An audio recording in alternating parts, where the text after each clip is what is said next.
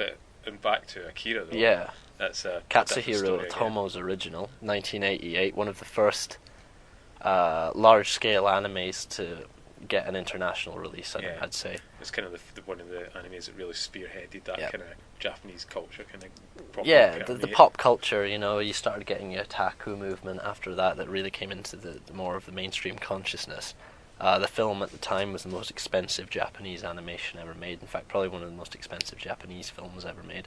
It cost $10 million. Doesn't seem a lot now, but it's a lot then by Japanese standards. And you got it's very kind of Blade Runner-ish, Neo Tokyo, future vision, biker gangs, psychics, explosions, and destruction. Bizarre endings. Yeah. Bit of philosophy in there as well. So ripe for a American remake. Yeah, by Leonardo DiCaprio, I believe he's producing it. DiCaprio's production company. Yeah, right. Rumours have it that he's going to play Kaneda, one of the main characters, which is worrying because Kaneda's a 16-year-old boy. True, they'll probably change that about, I'd imagine, to suit his age better. Any rumours on Tetsuo? Tetsuo, who's the other main character and the main antagonist? Joseph Hewitt, is it? Oh, Gordon Levitt. Gordon Levitt. Yeah, the guy out of Brick and Third Rock from the Sun. Yeah, which is, to be honest, is more understandable. Yeah, closer in age. Mm-hmm.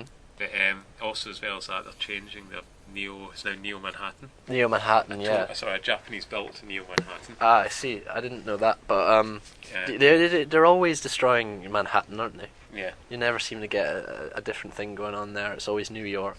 They're not just taking the original film's timeline. Apparently, they're going to take the original graphic novel in its entirety, which is 6 volumes, I believe. Yeah, it's very big. And divide that into 2 films. Yeah. Which means there is a lot of narrative there that the original film didn't cover that could be expanded upon, therefore to make 2 films that are ultimately very different from the original, therefore still perhaps being respectful. Yeah, I just feel like it's a bit much, to be honest. I think that Akira, I remember when originally they were coming out with rumours about making Akira into a live action picture. It was going to be directed by Stephen Norrington, who did Blade. And then had a breakdown after League of Yeah, that's true. But that's another story. He's apparently coming back to films now, but he was going to be making Akira. They proposed a budget that was ridiculous, so it never got past the green light. It never got greenlit rather.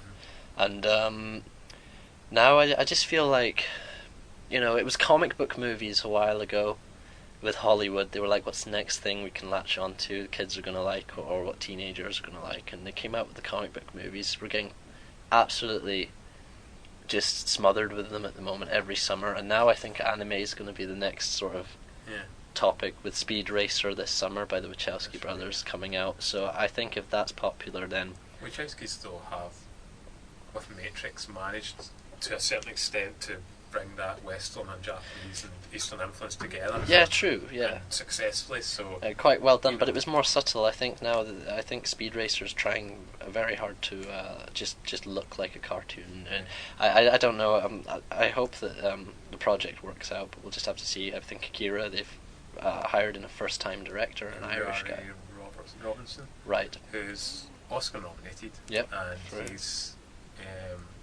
his short film 50% Grey was the one that was Oscar nominated, and it is it's a computer animation one. He did 95% of the special effects himself. He wrote it, directed it, produced it, financed it as well, I believe, and it got Oscar nominated. And it is. I've seen it online, and it's on the IndieNational. Yeah, it's very good, well, but it's still a leap of a project. Yeah. But anyways, so that's the news. Time will tell. Yep, that's the news. We're going on to DVD reviews now. And I believe Eastern Promises. Eastern Promises. Eastern Promises, yeah. Eastern Promises I saw in the cinema. I like the director, David Cronenberg.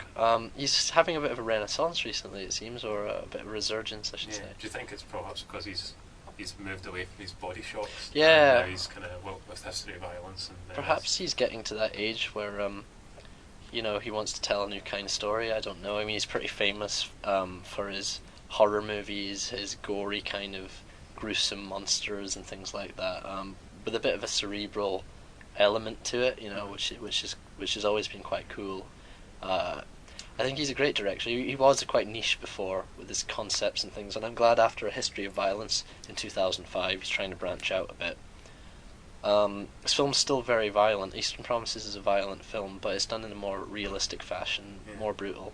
It's about Russian mafia in London, and Naomi Watts is a nurse, and she helps deliver a baby of an Eastern European prostitute who dies in childbirth, and leaves behind her diary, this prostitute, and Naomi Watts' character Anna, who is part Russian, tries to get the diary translated, and finds out that the prostitute was part of this ring of Russian mafiosa who were trafficking, sex trafficking.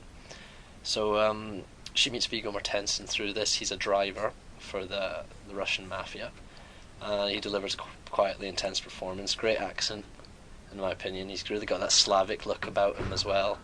And a standout scene that got a lot of attention was his naked fight in a bathhouse. There's an assassination attempt. I was going to ask about that. Well, Viggo Mortensen's in a bathhouse, and it's quite a brave decision, really. You don't see much male nudity, really, in the cinema. And it's like, I don't know what the context is seen as, but you're always so scared that it will detract from what's supposed to be going on.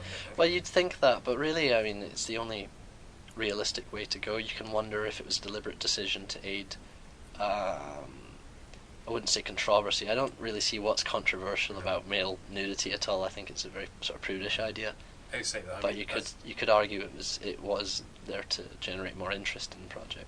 I haven't seen the film. Is it very? In terms of a genre picture, is it very much a mafia film, or is it? Yeah, I'd call it so. It falls in with those kind of. Is it matched then with things like Goodfellas and the classics? Well, it's because it's a Russian mafia film. I don't know. It's not as stylish as the kind of Goodfellas, or it's not as the characters here aren't running around flashing their cash, and there's no big shootouts and things like that. It's set in London, so there's no guns really. There's the knife fight halfway through, and it's very brutally done, very realistic. And he's great at doing that kind of visceral action sequence, Cronenberg. But the film's more about low key characterization, really. There's a great performance as well from Vincent Cassel. He plays the mafia leader's son, who's always drunk and has a slightly ambiguous sexuality to him. It could be argued as well, which comes to fruition in some scenes. It's a very, very tense because he's just seems to be a good physician to be with. In Road to Perdition, that was what Daniel Craig was. He was Paul Newman's son. The Fury son. And it's very quite interesting characters. Vincent Cassel's just off the handle, basically, off the wall.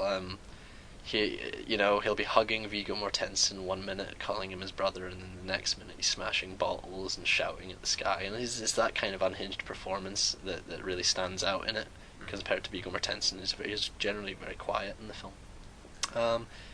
It's worth seeing, definitely worth watching. There is a plot twist I won't spoil, but it actually affected my enjoyment of the film. Some people like it, some don't. It's one of those films, got a plot twist that if you think about it, you should really see coming. But that's my only real problem with it. Yeah, definitely. Good. Up there with his best work.